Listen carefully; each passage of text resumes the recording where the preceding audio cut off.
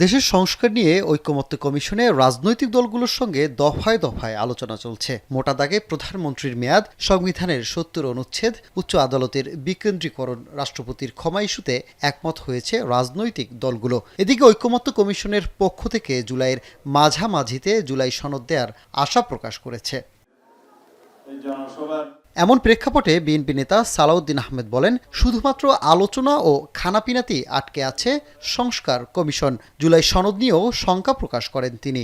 আওয়ামী লীগের সহযোগিতায় ছিল তাদের ফ্যাসিবাদী শাসন ব্যবস্থা দীর্ঘায়িত করার জন্য তারা সব সময় তাদের অন্তর্ভুক্ত ছিল, কখনো 14 দলের নামে, কখনো 13 দলের নামে, কখনো বিভিন্ন রকমের দলের নাম, আমি নাম নেব না। তারা এখন সংস্কার কমিশনে এসে বড় বড় কথা বলছে, সারাদিন আলোচনা করে খানাপিনা খায়, সন্ধ্যাবেলা চলে যায়, কিন্তু কোনো সিদ্ধান্ত হয় না। এনসিপি গণ অভ্যুত্থানের চেতনা বিক্রি করছে অভিযোগ করে সালাউদ্দিন আরও বলেন, বিচার আর সংস্কারের বাহানায় ক্ষমতায় টিকে থাকার চেষ্টা করছে।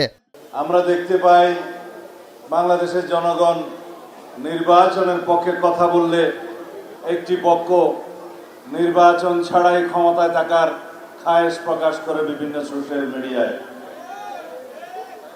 আজকাল কথা বলার স্বাধীনতা এস্টাবলিশ হয়েছে, আমরা বাক ব্যক্তির স্বাধীনতা প্রতিষ্ঠা করেছি। এদিকে দিনের আরেক আলোচনা সভায় প্রধান অতিথি হিসেবে যুক্ত হয়ে বিএনপি স্থায়ী কমিটির সদস্য মঈন খান বলেন, দেশ থেকে পালিয়ে যাওয়ায় আওয়ামী লীগের চরিত্র। আরও জানান, গত 15 বছর দলটির স্বৈরাচারী আচরণ ও দুঃশাসনের কথা জনগণ জানে। জাতীয় সংসদের ভেতরে মাত্র 11 মিনিটের ব্যবধানে গণতন্ত্রের কবর রচনা করে একদলীয় শাসন বাংলাদেশে কায়েম করেছিল।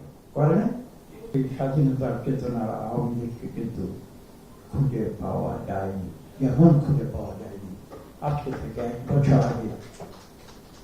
থেকে এক বছর আগে 5ই আগস্ট আওয়ামী লীগ যেভাবে পালিয়ে গিয়েছিল, এটাই হচ্ছে আওয়ামী লীগের চরিত্র। এদিকে জুলাই গণ অভ্যুত্থানে শহীদদের স্মরণে আয়োজিত ফুটবল টুর্নামেন্টের উদ্বোধন অনুষ্ঠানে প্রধান অতিথি হিসেবে যুক্ত হয়ে বিএনপি স্থায়ী কমিটির আরেক সদস্য মেজর অবসরপ্রাপ্ত হাফিজ উদ্দিন আহমেদ বলেন, খেলাধুলায় রাজনীতি ঢুকিয়ে দেশের ক্রীড়াঙ্গনও নষ্ট করেছে আওয়ামী লীগ।